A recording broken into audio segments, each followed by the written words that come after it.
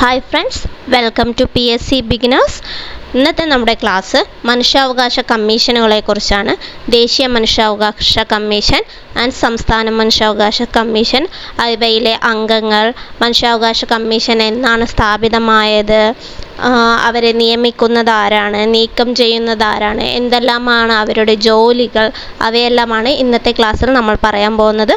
Okay, ക്ലാസ്സിലേക്ക് കടക്കാം. ആദ്യം മനുഷ്യാവകാശം അതെന്താണെന്ന് നമുക്കൊരു ഇൻട്രൊഡക്ഷനിൽ തുടങ്ങാം. ഒരു പൗരന് മെച്ചപ്പെട്ട ജീവിതം കൈവരിക്കുന്നതിനും തൻ്റെ ശേഷിയും കഴിവും വികസിപ്പിക്കുന്നതിന് സഹായമാവുന്നതും സാമൂഹികവും രാഷ്ട്രീയവും ഉറപ്പു നൽകുന്നതുമായ വ്യവസ്ഥകളെയാണ് മനുഷ്യാവകാശം എന്ന് പറയുന്നത്. മനുഷ്യവംശത്തിലെ ഒരു അംഗം എന്ന നിലയിൽ എല്ലാവർക്കും ഒരുപോലെ ലഭ്യമായിരിക്കേണ്ട അവകാശങ്ങളാണ് മനുഷ്യാവകാശങ്ങൾ. അവയുടെ ജാതിയോ മതമോ ലിംഗമോ ഒന്നിൻ്റെയും ഒരു വേർതിരിവ് ഉണ്ടാവാൻ പാടില്ല എന്നാണ് പറയുന്നത്. ആധുനിക മനുഷ്യാവകാശത്തിൻ്റെ തുടക്കം എന്നറിയപ്പെടുന്നത് മാഗ്ന കാർട്ട 1215 ഓക്കെ, അപ്പോൾ ആധുനിക മനുഷ്യാവകാശത്തിൻ്റെ എന്നറിയപ്പെടുന്നത് ആധുനിക മനുഷ്യാവകാശത്തിൻ്റെ തുടക്കം എന്നറിയപ്പെടുന്നത് മാഗ്ന കാർട്ട 1215 എന്നാണ് ഇവിടെ പറയുന്നത്. ഓക്കെ, മനുഷ്യാവകാശങ്ങൾ നിഷേധിക്കുന്ന ഗവൺമെൻറ്റിനെ നീക്കം ചെയ്യാൻ ജനങ്ങൾക്ക് അധികാരമുണ്ടെന്ന് പ്രഖ്യാപിച്ചത് അമേരിക്കൻ സ്വാതന്ത്ര്യ പ്രഖ്യാപനമാണ്. 1776 അമേരിക്കൻ സ്വാതന്ത്ര്യ പ്രഖ്യാപനമാണ് എന്ത് പറഞ്ഞത്? മനുഷ്യാവകാശങ്ങൾ നിഷേധിക്കുന്ന ഗവൺമെൻറ്റിനെ നീക്കം ചെയ്യാൻ ജനങ്ങൾക്ക് അധികാരമുണ്ടെന്ന് പ്രഖ്യാപിച്ചത് അമേരിക്കൻ സ്വാതന്ത്ര്യ പ്രഖ്യാപനമാണ്. ഓരോ രാജ്യവും ഭരണഘടനയിൽ ഉൾപ്പെടുത്തി പൗരന് ഉറപ്പു നൽകേണ്ട അവകാശങ്ങളുടെ പട്ടികയാണ് അവകാശ പത്രിക എന്ന് പറയപ്പെടുന്നത്. ഇന്ത്യയിൽ അവകാശ പത്രിക എന്നറിയപ്പെടുന്നത് മൗലികാവകാശമാണ്. നമുക്കറിയാം, മൗലികാവകാശം എന്നത് എല്ലാ മനുഷ്യനും ലഭിക്കേണ്ട അവകാശമാണ്. അത് നമുക്ക് കിട്ടിയില്ലെങ്കിൽ കോടതിയിൽ പോയി നമുക്കത് നേടിയെടുക്കാൻ കഴിയുന്നതാണ്. അടുത്തത് സാർവദേശീയ മനുഷ്യാവകാശ പ്രഖ്യാപനം. UN പൊതുസഭ അന്താരാഷ്ട്ര മനുഷ്യാവകാശ പ്രഖ്യാപനം അംഗീകരിച്ചത് 1948 ഡിസംബർ 10 അപ്പോൾ ഡിസംബർ 10 പ്രത്യേകത നമുക്കറിയാം, മനുഷ്യാവകാശ ദിനം ഡിസംബർ 10 UN പൊതുസഭ അന്താരാഷ്ട്ര മനുഷ്യാവകാശ പ്രഖ്യാപനം അംഗീകരിച്ചത് 1948 ഡിസംബർ 10. 47 നമുക്ക് സ്വാതന്ത്ര്യം കിട്ടി, 48 ഡിസംബർ 10 അങ്ങനെ ഓർത്തു വെച്ചാൽ മതി. മനുഷ്യാവകാശ ദിനം ഡിസംബർ 10. ഈ പ്രഖ്യാപനം നടന്ന സ്ഥലം എന്ന് പറയുന്നത് പാരീസിലെ ചെയിലോട്ട് കൊട്ടാരമാണ്. മനുഷ്യാവകാശ ദിനം ഡിസംബർ 10 ആചരിച്ചു തുടങ്ങിയത് 1950 ഡിസംബർ 10 മുതലാണ്. അപ്പോൾ 1950 മുതലാണ് മനുഷ്യാവകാശ ദിനം ആചരിച്ചു തുടങ്ങിയത്. ലോകത്തെ ഏറ്റവും കൂടുതൽ ഭാഷകളിലേക്ക് വിവർത്തനം ചെയ്യപ്പെട്ട രേഖ എന്ന് പറയുന്നതും മനുഷ്യാവകാശ പ്രഖ്യാപനമാണ്. ഇതിൽ ആകെ 30 അനുച്ഛേദങ്ങളുണ്ട്. ഇനി നമുക്ക് ഇന്ത്യയിലെ മനുഷ്യാവകാശ നിയമത്തെക്കുറിച്ച് പറയാം. ഇന്ത്യയിലെ മനുഷ്യാവകാശ നിയമം പാർലമെൻറ്റ് പാസ്സാക്കിയത് 1993 സെപ്റ്റംബർ 28 ഈ നിയമം നിലവിൽ വന്നത് 1993 ഒക്ടോബർ 12 അപ്പോൾ ഇന്ത്യയിലെ മനുഷ്യാവകാശ നിയമം നിലവിൽ വന്നത് എപ്പോഴാണ്? 1993 ഒക്ടോബർ 12. അപ്പോൾ നിയമം നിലവിൽ വന്നത് 1993 ഒക്ടോബർ 12 ദേശീയ മനുഷ്യാവകാശ കമ്മീഷനും സംസ്ഥാന മനുഷ്യാവകാശ കമ്മീഷനും ഒരു സ്റ്റാറ്റ്യൂട്ടറി സമിതിയാണ്, സ്റ്റാറ്റ്യൂട്ടറി ബോഡിയാണ്. ദേശീയ മനുഷ്യാവകാശ കമ്മീഷനും സംസ്ഥാന മനുഷ്യാവകാശ കമ്മീഷനും ഒരു സ്റ്റാറ്റ്യൂട്ടറി ബോഡിയാണ്. ഇനി നമുക്ക് ദേശീയ മനുഷ്യാവകാശ കമ്മീഷനുകളെ കുറിച്ച് പഠിക്കാം. ഇന്ത്യയിലെ മനുഷ്യാവകാശങ്ങളുടെ കാവൽക്കാരൻ എന്നറിയപ്പെടുന്നത് ആരാണ്? ദേശീയ മനുഷ്യാവകാശ കമ്മീഷനാണ്. ഇന്ത്യയിലെ മനുഷ്യാവകാശങ്ങളുടെ കാവൽക്കാരൻ എന്നറിയപ്പെടുന്നത് ദേശീയ മനുഷ്യാവകാശ കമ്മീഷനാണ്. ഇതൊരു സ്റ്റാറ്റ്യൂട്ടറി ബോഡിയാണ് എന്ന് നമ്മൾ പറഞ്ഞു. 1993 ഒക്ടോബർ 12 രൂപീകൃതമായത് എന്നും നമ്മൾ പറഞ്ഞു. അപ്പോൾ 1993 ഒക്ടോബർ 12 ദേശീയ മനുഷ്യാവകാശ കമ്മീഷൻ രൂപീകൃതമായത്. അപ്പോൾ ഇതിൻ്റെ സിൽവർ ജൂബിലി എപ്പോഴാണ് വരിക? 2018 ഒക്ടോബർ 12. 2018 ഒക്ടോബർ 12. ഇനി ദേശീയ മനുഷ്യാവകാശ കമ്മീഷൻ്റെ ആസ്ഥാനം മാനവ് അധികാർ ഭവൻ, ന്യൂഡൽഹിയാണ്. ഇതിൻ്റെ ആപ്തവാക്യം സർവ ഭവന്തു സുഖിന എന്നാണ്. ഒന്നുകൂടെ നമുക്ക് പറയാം, ഇന്ത്യയിലെ മനുഷ്യാവകാശങ്ങളുടെ കാവൽക്കാരനാണ് ദേശീയ മനുഷ്യാവകാശ കമ്മീഷൻ ഇതൊരു സ്റ്റാറ്റ്യൂട്ടറി ബോഡിയാണ്. 1993 ഒക്ടോബർ 12-നാണ് രൂപീകൃതമായത്. ഇതിൻ്റെ സിൽവർ ജൂബിലി ആഘോഷിച്ചത് 2018 ഒക്ടോബർ 12-നാണ്. ആസ്ഥാനം മാനവ് അധികാർ ഭവൻ, ന്യൂഡൽഹിയാണ്. ആപ്തവാക്യം സർവഭവന്തു സുഖിന എന്നാണ്. ഇനി നിയമനത്തെക്കുറിച്ച് നമുക്ക് പറയാം. ചെയർപേഴ്സണെയും അംഗങ്ങളെയും നിയമിക്കുന്നതും പിൻവലിക്കുന്നതും പ്രസിഡന്റാണ്. ദേശീയ മനുഷ്യാവകാശ കമ്മീഷനിലെ ചെയർപേഴ്സണെയും അംഗങ്ങളെയും നിയമിക്കുന്നതും പിൻവലിക്കുന്നതും പ്രസിഡന്റാണ്. കമ്മീഷനിലെ അംഗങ്ങളുടെ ഘടന എങ്ങനെയാണെന്ന് പറഞ്ഞാൽ ചെയർപേഴ്സണും 5 മുഴുവൻ സമയ അംഗങ്ങളും 7 അംഗീകൃത അംഗങ്ങളും ഉണ്ടാവും. ആരൊക്കെയാണ്? ചെയർപേഴ്സൺ, 5 മുഴുവൻ സമയ അംഗങ്ങൾ, അതുകൂടാതെ 7 അംഗീകൃത അംഗങ്ങൾ കൂടി ഉണ്ടാവും. ആ 7 അംഗീകൃത അംഗങ്ങൾ ആരൊക്കെയാണെന്ന് ഞാൻ പറയാം. ദേശീയ പട്ടികജാതി കമ്മീഷൻ ചെയർപേഴ്സൺ, ദേശീയ പട്ടികവർഗ കമ്മീഷൻ ചെയർപേഴ്സൺ, ദേശീയ പിന്നോക്ക വിഭാഗ കമ്മീഷൻ ചെയർപേഴ്സൺ, ദേശീയ ന്യൂനപക്ഷ കമ്മീഷൻ ചെയർപേഴ്സൺ, ദേശീയ വനിതാ commission chairperson, chief commission for personal with disabilities, NCPCR chairperson. Sorry, അതിൽ കുറച്ചൊക്കെ ടൈപ്പിംഗ് മിസ്റ്റേക്ക് ഉണ്ട്. അടുത്ത തവണ മുതൽ ഞാൻ നന്നായി ശ്രദ്ധിക്കുന്നതാണ്. അപ്പം ഇവരൊക്കെയാണ് ആ 5 മുഴുവൻ സമയ അംഗങ്ങൾ കൂടാതെയുള്ള 7 അംഗീകൃത അംഗങ്ങൾ എന്ന് പറയുന്നത്. പിന്നെ ഇതിൽ ചെയർമാൻ ആകേണ്ട ആളുടെ യോഗ്യത എന്ന് പറയുന്നത് സുപ്രീം കോടതി ചീഫ് ജസ്റ്റിസ് അല്ലെങ്കിൽ സുപ്രീം കോടതി ജഡ്ജി പദവിയിൽ നിന്നും വിരമിച്ച വ്യക്തിയായിരിക്കണം. ആരായിരിക്കണം? സുപ്രീം കോടതി ചീഫ് ജസ്റ്റിസ് അല്ലെങ്കിൽ സുപ്രീം കോടതിയിൽ നിന്നും കോടതി ജഡ്ജി പദവിയിൽ നിന്നും വിരമിച്ച വ്യക്തിയായിരിക്കണം. അംഗങ്ങളുടെയും ചെയർമാൻ്റെ കാലാവധി എന്ന് പറയുന്നത് 3 വർഷം അല്ലെങ്കിൽ 70 വയസ്സാണ്. അപ്പോൾ കാലാവധി എത്രയാണ്? ദേശീയ മനുഷ്യാവകാശ കമ്മീഷൻ്റെ കാലാവധി എത്രയാണ് വരുന്നത്? 3 വർഷമാണ് വരുന്നത്. പിന്നെ അംഗങ്ങളുടെ കാലാവധി എന്ന് പറയുന്നത് 3 വർഷം അല്ലെങ്കിൽ 70 വയസ്സ് എന്നാണ് പറയുന്നത്. ഓക്കെ, അടുത്തത് ഇവരെ നിയമിക്കുന്നത് കുറച്ച് വ്യക്തികളുടെ ശുപാർശ പ്രകാരമാണ് പ്രസിഡന്റ് ഇവരെ നിയമിക്കുന്നത്. അത് ആരൊക്കെയാണ് എന്ന് നമുക്ക് നോക്കാം. 1 പ്രധാനമന്ത്രി, 2 കേന്ദ്ര ആഭ്യന്തരമന്ത്രി, ലോക്സഭാ സ്പീക്കർ, ലോക്സഭാ പ്രതിപക്ഷ നേതാവ്, രാജ്യസഭാ ഡെപ്യൂട്ടി ചെയർമാൻ, രാജ്യസഭാ പ്രതിപക്ഷ നേതാവ് എന്നിവരുടെ ശുപാർശ പ്രകാരമാണ് രാഷ്ട്രപതി ഇവരെ നിയമിക്കുന്നത്. ആരൊക്കെയാണ്? പ്രധാനമന്ത്രി, കേന്ദ്ര ആഭ്യന്തരമന്ത്രി, പിന്നെ ലോക്സഭാ സ്പീക്കർ, രാജ്യസഭാ ഡെപ്യൂട്ടി ചെയർമാൻ, ലോക്സഭാ പ്രതിപക്ഷ നേതാവ്, രാജ്യസഭാ പ്രതിപക്ഷ നേതാവ്. ഇനി നമ്മൾ ദേശീയ മനുഷ്യാവകാശ കമ്മീഷനിലെ എക്സ് ഒഫീഷ്യോ അംഗങ്ങളെ ഓൾറെഡി പറഞ്ഞു. ദേശീയ പട്ടികജാതി പട്ടികവർഗ കമ്മീഷനിലെ ചെയർപേഴ്സൺമാർ, ദേശീയ പിന്നോക്ക വിഭാഗ കമ്മീഷനിലെ ചെയർപേഴ്സൺമാർ, ദേശീയ ന്യൂനപക്ഷ കമ്മീഷനിലെ ചെയർപേഴ്സൺ, ദേശീയ വനിതാ commission chairperson, chief commission for persons with disabilities, NCPCR chairperson. നമ്മൾ ഈ കഴിഞ്ഞ ക്ലാസ്സിൽ ദേശീയ പട്ടികജാതി, പട്ടികവർഗം, പിന്നോക്ക വിഭാഗക്കാർ, ന്യൂനപക്ഷം, വനിതാ കമ്മീഷൻ, ഡിസബിലിറ്റീസ്, അങ്ങനെ ഒരുവിധ എല്ലാവരെ കുറിച്ചിട്ടും കഴിഞ്ഞ ക്ലാസ്സിൽ എടുത്തിട്ടുണ്ടായിരുന്നു. കേട്ടില്ലെങ്കിൽ ഒന്ന് കേട്ടു നോക്കുക. ഇനി ദേശീയ മനുഷ്യാവകാശ കമ്മീഷനിലെ ആദ്യ ചെയർമാൻ എന്ന് പറയുന്നത് ജസ്റ്റിസ് രംഗനാഥ മിശ്രയാണ്. ആദ്യം മലയാളി ജസ്റ്റിസ് KG ബാലകൃഷ്ണനും. ദേശീയ മനുഷ്യാവകാശ കമ്മീഷനിലെ ഏറ്റവും കൂടുതൽ കാലം അധ്യക്ഷ പദവി വഹിച്ച വ്യക്തി ജസ്റ്റിസ് KG ബാലകൃഷ്ണനാണ്. പിന്നെ ദേശീയ മനുഷ്യാവകാശ കമ്മീഷൻ്റെ പ്രധാന കാര്യനിർവഹണ ഉദ്യോഗസ്ഥൻ എന്ന് പറയുന്നത് സെക്രട്ടറി ജനറലാണ്. ഇവർ വാർഷിക റിപ്പോർട്ട് സമർപ്പിക്കുന്നത് കേന്ദ്ര സർക്കാരിനാണ്. അപ്പോൾ ഇവർ ആർക്കാണ് വാർഷിക റിപ്പോർട്ട് സമർപ്പിക്കുന്നത്? കേന്ദ്ര സർക്കാരിനാണ്. കേന്ദ്ര സർക്കാരിൻ്റെ നിർദ്ദേശം കേന്ദ്ര സർക്കാരും പ്രധാനമന്ത്രി, കേന്ദ്ര ആഭ്യന്തരമന്ത്രി, ലോക്സഭാ സ്പീക്കർ, ലോക്സഭാ പ്രതിപക്ഷ നേതാവ്, രാജ്യസഭാ ഡെപ്യൂട്ടി ചെയർമാൻ, രാജ്യസഭാ പ്രതിപക്ഷ നേതാവ് എന്നിവരുടെ എല്ലാം നിർദ്ദേശപ്രകാരമാണ് പ്രസിഡന്റ് ദേശീയ മനുഷ്യാവകാശ കമ്മീഷൻ അംഗങ്ങളെ നിയമിക്കുന്നു എന്ന് നമ്മൾ പറഞ്ഞു. അപ്പോൾ ഇവർ ആർക്കാണ് റിപ്പോർട്ട് സമർപ്പിക്കുന്നത്? കേന്ദ്ര സർക്കാരിനാണ്. ഇതൊരു സ്റ്റാറ്റ്യൂട്ടറി ബോഡിയാണ് എന്ന് നമ്മൾ പറഞ്ഞു. ഇനി നമുക്ക് മനുഷ്യാവകാശ സംരക്ഷണ ഭേദഗതി ബിൽ 2019 കുറിച്ച് പറയാം. ബില്ല് ലോക്സഭ പാസാക്കിയത് 2019 ജൂലൈ 19-നാണ്. അപ്പോൾ ഓർത്ത് വയ്ക്കുക, 2019 ജൂലൈ 19-നാണ്. രാജ്യസഭ പാസാക്കിയത് 2019 ജൂലൈ 22-നാണ്. രാഷ്ട്രപതി ഒപ്പുവെച്ചത് 2019 ജൂലൈ 27-നും നിയമം നിലവിൽ വന്നത് 2019 ഓഗസ്റ്റ് 2-നുമാണ്. ലോകസഭയിൽ മനുഷ്യാവകാശ സംരക്ഷണ ഭേദഗതി ബില്ല് അവതരിപ്പിച്ചത് ആഭ്യന്തരമന്ത്രിയായിരുന്ന ശ്രീ അമിത് ഷായാണ്. ഇത് 1993 മനുഷ്യാവകാശ സംരക്ഷണ നിയമം ഭേദഗതി ചെയ്തു. അപ്പോൾ ഇതാണ് 2019 നിയമം. ഭേദഗതി നിയമം 1993 മനുഷ്യാവകാശ സംരക്ഷണ നിയമത്തെ ഭേദഗതി ചെയ്തു. ഈ നിയമം ദേശീയ മനുഷ്യാവകാശ കമ്മീഷൻ, സംസ്ഥാന മനുഷ്യാവകാശ കമ്മീഷൻ, അതുപോലെ മനുഷ്യാവകാശ കോടതികൾ എന്നിവയ്ക്കായി വ്യവസ്ഥ ചെയ്യുന്നു. ഈ ഭേദഗതി പ്രകാരമാണ് മനുഷ്യാവകാശ കമ്മീഷനിലെ എക്സ് ഒഫീഷ്യോ അംഗങ്ങളായിട്ട് ആരെല്ലാം വന്നത്?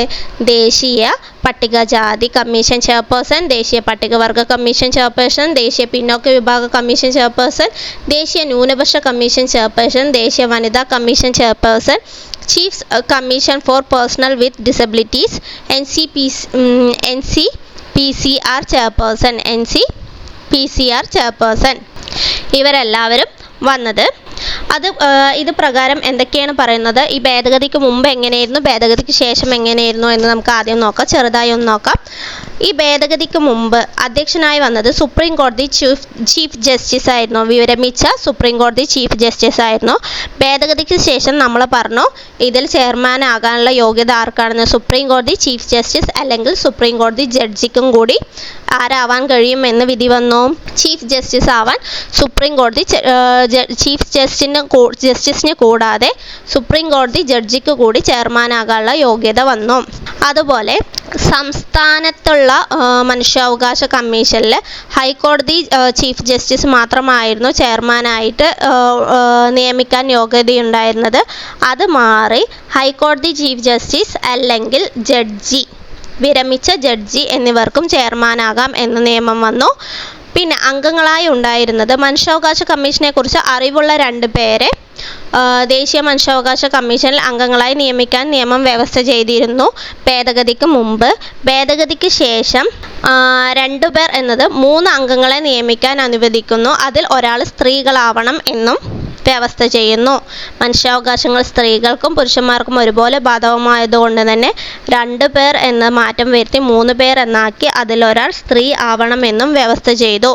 അതുപോലെ 5 വർഷമായിരുന്ന കാലാവധി 3 വർഷം അല്ലെങ്കിൽ 70 വയസ്സ് എന്നാക്കി തീർത്തു. പിന്നെ ഈ 2 തവണയിൽ 3 വർഷം കഴിയുമ്പോഴും അവരെന്താണ്, ആദ്യം 5 വർഷമാണെങ്കിൽ രണ്ടാമത് 3 വർഷമാണെന്ന് പറഞ്ഞു. അത് കഴിഞ്ഞാലും അവർ നിയമനത്തിന് യോഗ്യരാണ് എന്ന് വ്യവസ്ഥ ചെയ്തു. അതാണ് മനുഷ്യാവകാശ സംരക്ഷണ ഭേദഗതി നിയമത്തിൽ പറയുന്നത്. എന്തൊക്കെയാണ് പറയുന്നത് പറഞ്ഞാൽ, ആദ്യം ഈ എക്സ് ഒഫീഷ്യോ അംഗങ്ങളായ 7 പേരെ കുറിച്ച് പറഞ്ഞു. രണ്ടാമത് എന്ത് പറഞ്ഞു?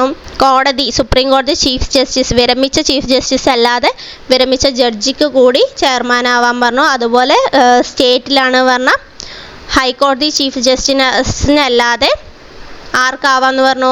ഹൈക്കോടതി ജഡ്ജിക്കാവാന്ന് പറഞ്ഞു. പിന്നെ 2 അംഗങ്ങളെ, മനുഷ്യാവകാശങ്ങളെ കുറിച്ച് അറിവുള്ള 2 അംഗങ്ങളെ നിയമിക്കുന്നത് 2 എന്നുള്ളത് 3 ആയി. ആ 3-ൽ 1 സ്ത്രീ ആവണമെന്ന് വ്യവസ്ഥ ചെയ്തു. അതുപോലെ 5 വർഷത്തെ കാലാവധി മാറ്റിയിട്ട് എന്താക്കി? 3 വർഷത്തെ കാലാവധി എന്നാക്കി. അവർ പുനർനിയമനത്തിന് അർഹരാണ് എന്നുകൂടി പറഞ്ഞു. പക്ഷെ ഇവരെ നോക്കിക്കോളൂ, ഇവർ വിരമിച്ച വ്യക്തികളാണ്. അപ്പോൾ അവർക്ക് നിയമനം പറഞ്ഞാൽ ഒരുപാട് വരാൻ സാധ്യതയില്ല. 3 വർഷം 70 വയസ്സ് വരെ എന്നാണ് പറയുന്നത്. അപ്പോൾ പുനർനിയമനം വരാൻ ഒരുപാട് സാധ്യതയില്ലെങ്കിൽ കൂടി അവർ പുനർനിയമനത്തിന് യോഗ്യരാണ് എന്ന് കൂടി ഇവിടെ പറയുന്നുണ്ട്. അതുകൂടാതെ ഈ ഡൽഹിയുടെ കാര്യത്തിൽ മനുഷ്യാവകാശവുമായി ബന്ധപ്പെട്ട് കൈകാര്യം ചെയ്യുന്നത് ആരാണ് പറഞ്ഞാൽ കേന്ദ്ര മനുഷ്യാവകാശ കമ്മീഷനായിരിക്കും. ഡൽഹിയുടെ കാര്യത്തിൽ മനുഷ്യാവകാശവുമായി ബന്ധപ്പെട്ട പ്രവർത്തനങ്ങൾ കൈകാര്യം ചെയ്യുന്നത് ദേശീയ മനുഷ്യാവകാശ കമ്മീഷണറായിരിക്കും എന്നും കൂടി ഈ ഭേദഗതി വ്യവസ്ഥ ചെയ്തു. അടുത്തത് ഇവയുടെ അധികാരങ്ങൾ എന്തൊക്കെയാണെന്ന് നോക്കാം. ദേശീയ മനുഷ്യാവകാശ കമ്മീഷനിൽ ഒരു സിവിൽ കോടതിയുടെ അധികാരമുണ്ട്. ഇവയ്ക്ക് ഈ കേസുമായി ബന്ധപ്പെട്ട് നഷ്ടപരിഹാരം നൽകാൻ ശുപാർശ ചെയ്യാനുള്ള അധികാരമുണ്ട്. നഷ്ടപരിഹാരം നൽകാൻ ശുപാർശ ചെയ്യാനുള്ള അധികാരമാണുള്ളത്. വീണ്ടും ശ്രദ്ധിക്കുക, ശുപാർശ ചെയ്യാനുള്ള അധികാരം മാത്രമാണുള്ളത്. അതുപോരാതെ മനുഷ്യാവകാശ ലംഘനവുമായി ബന്ധപ്പെട്ട വിഷയങ്ങളിൽ സ്വമേധയാ കേസെടുത്ത് അന്വേഷിക്കാനും അല്ലെങ്കിൽ നിവേദനം സ്വീകരിച്ചതിന് ശേഷം അന്വേഷിക്കാനും ദേശീയ മനുഷ്യാവകാശ കമ്മീഷൻ അധികാരമുണ്ട്. ചില കേസുകളിൽ അവർക്ക് വാർത്താന പ്രാധാന്യം നൽകിയ കേസുകളിലെല്ലാം അവർക്ക് നേരിട്ട് തീരുമാനമെടുക്കാനുള്ള അധികാരമുണ്ട്. അതുപോലെ ജയിലിലോ സർക്കാർ നിയന്ത്രണത്തിലോ ഉള്ള മറ്റ് സൗകര്യങ്ങളിലോ സന്ദർശിക്കാനും സഹതടവുകാരുടെ ജീവിത സാഹചര്യങ്ങൾ കാണാനും അവയിൽ ശുപാർശ നൽകാനുമുള്ള അധികാരമുണ്ട്. ജയിൽ സന്ദർശിക്കാനുള്ള അധികാരം മനുഷ്യാവകാശ കമ്മീഷനുണ്ട്. അവിടെയുള്ള ശിക്ഷ അനുഭവിക്കുന്നവർക്കോ ക്രൂരമായ പീഡനങ്ങൾ നേരിടുന്നെങ്കിൽ അവർക്ക് വേണ്ടി പ്രവർത്തിക്കാനുള്ള അധികാരമുണ്ട് എന്നാണ് ഇതിൽ പറയുന്നത്. ഭരണഘടനയിലോ മറ്റേതെങ്കിലും മനുഷ്യാവകാശ സംരക്ഷണ നിയമ നിർമ്മാണത്തിലോ നൽകിയിട്ടുള്ള പരിരക്ഷകൾ അവലോകനം ചെയ്ത് പരിഹാര നടപടികൾ ശുപാർശ ചെയ്യാനുള്ള അധികാരവുമുണ്ട്. അതുപോലെ മനുഷ്യാവകാശ ലംഘനം നടന്നു എന്ന് കണ്ടാൽ അവയ്ക്കെതിരെ നടപടികൾ സ്വീകരിക്കാൻ കേന്ദ്ര സംസ്ഥാന സർക്കാരിനോട് ശുപാർശ ചെയ്യാനുള്ള അധികാരവുമുണ്ട്. അവയൊക്കെയാണ് ദേശീയ മനുഷ്യാവകാശ കമ്മീഷന്റെ അധികാരങ്ങളിൽ പെടുന്നത്. ഇനി ഇവരുടെ പ്രവർത്തനങ്ങൾ എന്തൊക്കെയാണെന്ന് വെച്ചാൽ, സമൂഹത്തിലെ വിവിധ വിഭാഗങ്ങൾക്കിടയിൽ മനുഷ്യാവകാശ സാക്ഷരത, മനുഷ്യാവകാശങ്ങൾ, അതിൻ്റെ സംരക്ഷണത്തിനുള്ള സംവിധാനങ്ങൾ എന്നിവയെക്കുറിച്ച് അവബോധം പ്രചരിപ്പിക്കുന്നു. അതായത് ജാതി, മതം, ലിംഗം എന്നിവയുടെ അടിസ്ഥാനത്തിൽ ഒരു വിവേചനവും പാടില്ല എന്ന് അവ അറിയാത്ത ആൾക്കാർക്ക് അതിനെക്കുറിച്ചുള്ള അറിവ് പകർന്നു നൽകുന്നു. അതിനായി മാധ്യമങ്ങൾ, സെമിനാർ, മറ്റ് മാർഗങ്ങളെല്ലാം അവർ ഉപയോഗപ്പെടുത്തുകയും ചെയ്യുന്നു.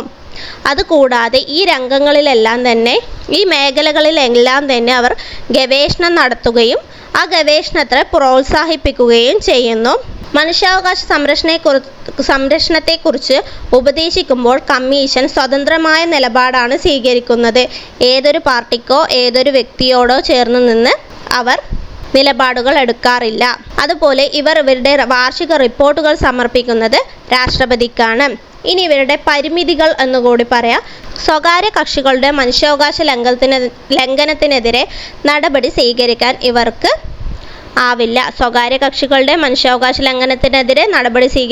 ആവില്ല. ഇവർക്ക് എന്ത് ചെയ്യാം? ദേശീയ മനുഷ്യാവകാശ കമ്മീഷൻ ശുപാർശ ചെയ്യുന്ന ഉത്തരവുകൾ നടപ്പിലാക്കാത്ത അധികാരികളെ ശിക്ഷിക്കാനൊന്നും ഇവർക്ക് അധികാരമില്ല. എന്നാലും നമ്മൾ ഒരു സിവിൽ കോടതിയുടെ അധികാരമുണ്ട്, നഷ്ടപരിഹാരം ശുപാർശ ചെയ്യാനൊക്കെ അധികാരമുണ്ട് എന്ന് പറഞ്ഞാലും ഉത്തരവുകൾ നടപ്പിലാക്കാത്ത അധികാരികളെ ശിക്ഷിക്കാനുള്ള അധികാരം ഇവർക്ക് ഇല്ല. അതുകൂടാതെ സായുധ സേനയുമായി ബന്ധപ്പെട്ട കേസുകളിൽ ദേശീയ മനുഷ്യാവകാശ കമ്മീഷന് പരിമിതികളുണ്ട്.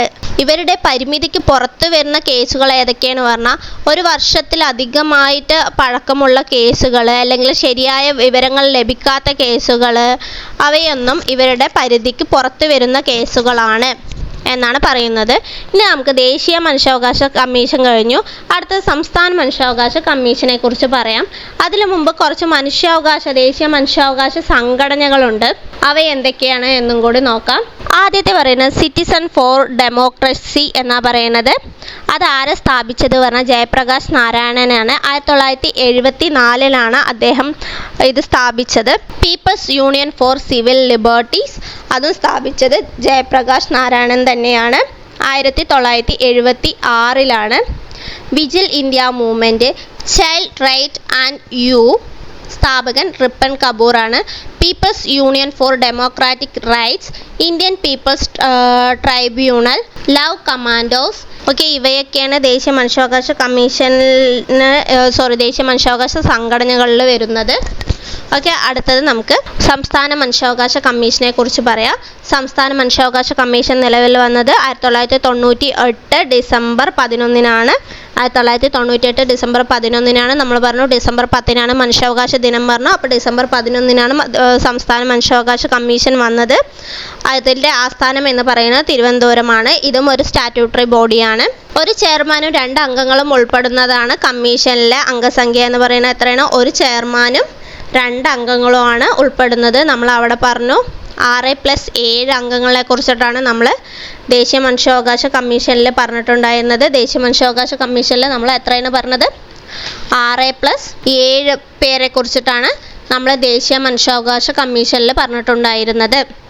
അപ്പോൾ ഇവിടെ പറയുന്നത് എത്ര പേരാണ്? 3.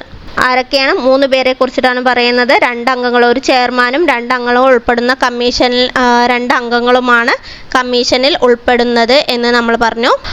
അതുകൂടാതെ ചെയർമാൻ ചെയർമാൻ ആരായിരിക്കണം എന്ന് പറഞ്ഞാൽ ഹൈക്കോടതി ചീഫ് ജസ്റ്റിസ് അല്ലെങ്കിൽ ജഡ്ജി പദവി വഹിച്ച വ്യക്തിയായിരിക്കണം എന്ന് പറഞ്ഞു.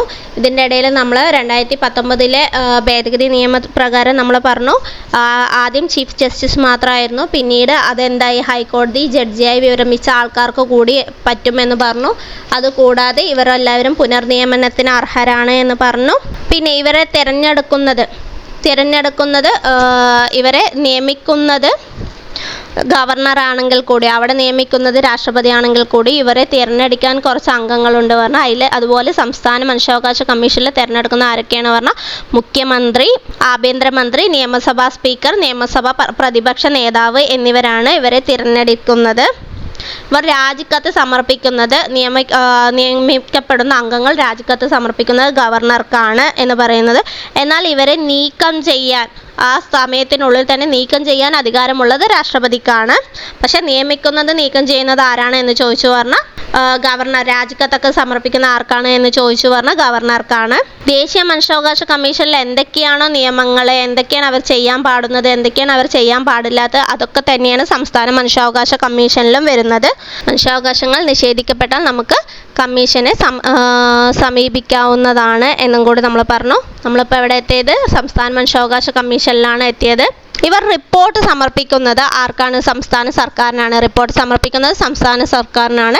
കേരള മനുഷ്യാവകാശ കമ്മീഷൻ്റെ ആദ്യ ചെയർമാൻ എന്ന് പറയുന്നത് MM പരീത് പിള്ളയാണ്. നമുക്ക് ഇനി രണ്ടുപേരെയും കൂടെ ഒന്ന് നോക്കാം. ദേശീയ മനുഷ്യാവകാശ കമ്മീഷൻ, സംസ്ഥാന മനുഷ്യാവകാശ കമ്മീഷൻ. ദേശീയ മനുഷ്യാവകാശ കമ്മീഷനും സംസ്ഥാന മനുഷ്യാവകാശ കമ്മീഷനും ഒരു സ്റ്റാറ്റ്യൂട്ടറി ബോഡിയാണ്. ഇത് നിലവിൽ വന്നത്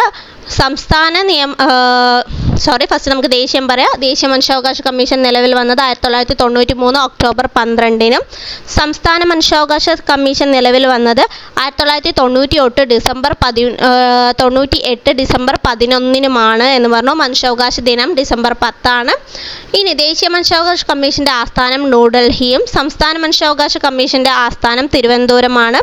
അതുപോലെ ഒഫീഷ്യൽ അംഗസംഖ്യ നമ്മൾ പറഞ്ഞു.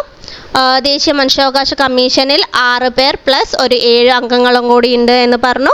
സംസ്ഥാന മനുഷ്യാവകാശ കമ്മീഷനിലെ അംഗസംഖ്യ 3 പേരാണ്.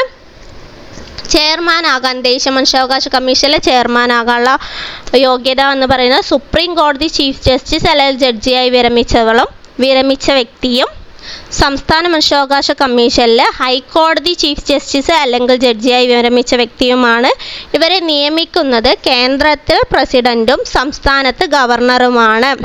ഇവരെ പുറത്താക്കുന്നത് രണ്ട് ഭാഗത്തും പ്രസിഡന്റാണ്. എന്നാൽ സംസ്ഥാനത്ത് ഇവർ രാജിക്കത്ത് സമർപ്പിക്കുന്നത് ഗവർണർക്കാണ് എന്ന് പറഞ്ഞു. ഒഫീഷ്യൽ അംഗങ്ങൾ 7 പേരുള്ളത് കേന്ദ്രത്തിൽ മാത്രമാണ്. പിന്നെ സംസ്ഥാനത്ത് ഇവരെ തിരഞ്ഞെടുക്കുന്നത് മുഖ്യമന്ത്രി, സ്പീക്കർ, ആഭ്യന്തരമന്ത്രി, പ്രതിപക്ഷ നേതാവ് എന്നിവരും. കേന്ദ്രത്തിൽ ഇവരെ തിരഞ്ഞെടുക്കുന്നത് പ്രധാനമന്ത്രി, ലോക്സഭാ സ്പീക്കർ, കേന്ദ്ര ആഭ്യന്തരമന്ത്രി, ലോക്സഭ, രാജ്യസഭ പ്രതിപക്ഷ നേതാക്കളും രാജ്യസഭ ഡെപ്യൂട്ടി ചെയർമാനുമാണ്. അതുപോലെ കേന്ദ്രത്തിലെ ആദ്യ ചെയർമാൻ എന്ന് പറയുന്നത് രംഗനാഥ് മിശ്രയും കേരളത്തിൽ MM പരീത് പിള്ളയുമാണ്. അപ്പോൾ ഇതാണ് നമ്മളുടെ ഇന്നത്തെ ക്ലാസ് എന്ന് പറയുന്നത്. ദേശീയ മനുഷ്യാവകാശ കമ്മീഷൻ ആൻഡ് സംസ്ഥാന മനുഷ്യാവകാശ കമ്മീഷൻ. ഓക്കെ, ഇന്നത്തെ ക്ലാസ് ഇഷ്ടപ്പെട്ടെങ്കിൽ ലൈക്ക് ചെയ്യുക, സബ്സ്ക്രൈബ് ചെയ്യുക. ഇതുപോലെ പിന്നീടും വേറൊരു ക്ലാസ്സുമായി വരുന്നതായിരിക്കും. Okay, by.